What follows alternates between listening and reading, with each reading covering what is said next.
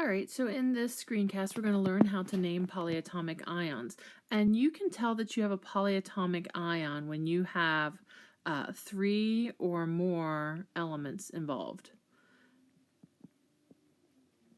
Hopefully you have remembered all of your polyatomic ions, things like NO3 minus 1 and NH4 plus 1. And if you haven't, you need to go back and consult that chart that you were given and highlighted the 12 most common polyatomic ions, or look at an earlier screencast. All right, so typically when you have 3 or more elements, you have a polyatomic ion. And there's only one polyatomic ion that has a positive charge, NH4 plus 1, which is ammonium. And then you have many that are negative, and we've memorized 11 of them, and they all have negative endings or negative charges. So we're going to focus on the negatives here. When you have a compound, for instance, like Na2CO3, let me fix that. I don't like that negative sitting there.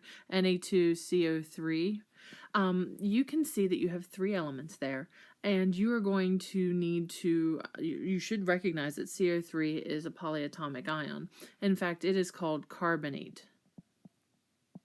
So whenever you're naming a compound with a polyatomic, you're going to just use the regular name.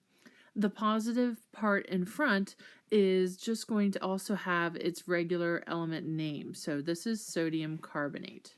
Another example would be CaOH in parentheses 2. And I can recognize that there are 3 elements there, and I can see OH is in parentheses. So that is hydroxide. And the element that it's attached to is calcium.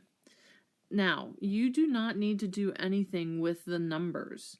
The fact that hydroxide is OH, and we know that calcium has a +2 charge, those numbers come from balancing out your charges. Right now we're focused on what elements and what compounds are in the formula.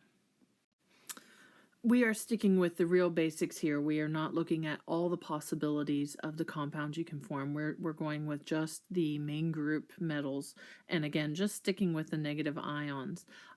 So here's 2 more examples. You can see CN is cyanide, and it is attached to a lithium. So again, you're not changing the ending on the first element. We have C2H3O2, which is acetate, and it is attached to aluminum. So as you can see, you're just using the names that we have learned and memorized. No changes.